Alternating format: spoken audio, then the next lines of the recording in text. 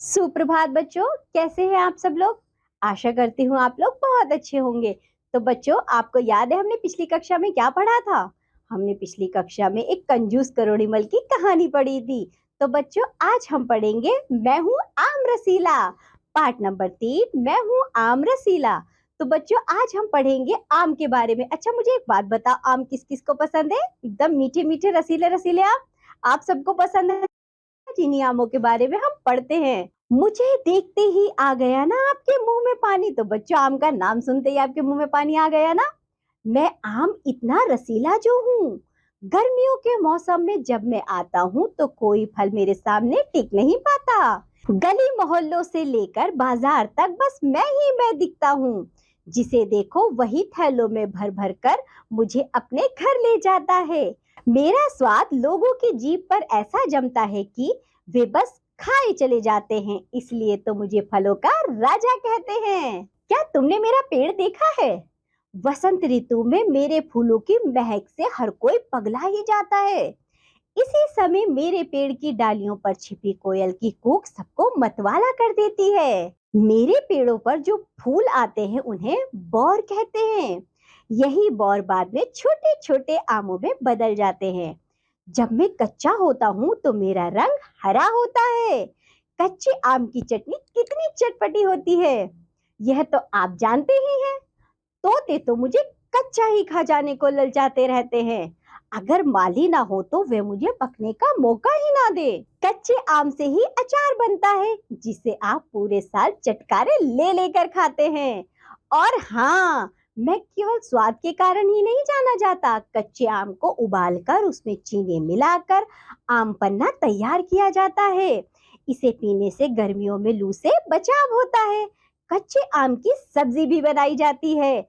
कच्चे आम से बना अमचूर तो मसाले की तरह साल भर काम आता है। जब मैं पक जाता हूँ तो फिर तो मेरा क्या कहना, शायद ही कोई ऐसा व्यक्ति होगा जिसे मेरा स्वाद पसंद ना हो।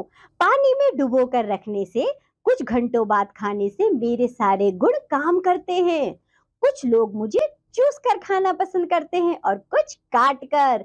मेरा मैंगो शेक तो हर गली नुक्कड़ की जूस की दुकानों पर बिकता है। आजकल तो मेरा रस बोतलों और डिब्बों में पूरे साल बिकता है। किसी ने उसे माजा नाम दिया तो किसी ने स्लाइस और किसी ने फ्रूटी। आप तो इन्हें पीने को मचलते ही रहते हैं ना। तो बच्चों, आप लोग पीते हैं ना माजा, स्लाइस, फ्रूटी। मेरे बहुत से नाम हैं, जैसे लंगड़ा, दशहरी, सिंदूरी, तोतापरी, चौसा, फजरी, अल्फांसो आदि। हर नाम का अलग अलग स्वाद है। मुझे अमृत फल कहा गया है। मुझे हजारों साल से जाना जाता है। रामायण और महाभारत में भी मेरा नाम आया है। यह तो बात हुई मेरे फल की। अब जरा मेरे पेड़ की विशेषता भी जान लो। पूजा पाठ में मेरे पत्तों को ही कलश पर लगाया जाता है। मेरे पत्तों की लड़ी बनाकर दरवाजे पर टांगी जाती है। हवन यज्ञ में आम की लकड़ियां ही जलाई जाती हैं।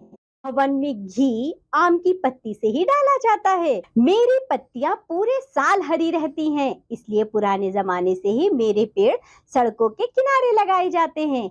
मेरी घनी छाया में राहगीर आराम करते हैं और पक्षी अपने घोंसले बनाते हैं। मेरी लकड़ी ज्यादा मजबूत नहीं होती, फिर भी किसानों के काम आने वाले ज्यादातर सामान मेरी लकड़ी से बनाए जाते हैं। मेरी लकड़ी पानी में जल्दी से नहीं गलती, इसलिए इससे नाव भी बना लेते हैं। तो बच्चों, हमने क्या पढ़ा है आज? आम के बारे में। तो हमने आम के फल के बारे में तो पढ़ा ही पढ़ा, और उसके साथ साथ बच्चों आम के पेड़ की विशेषताओं के बारे में भी पढ़ा है। हमने देखा कि आम का पेड़ जो होता है वे कितना काम आता है हमारे।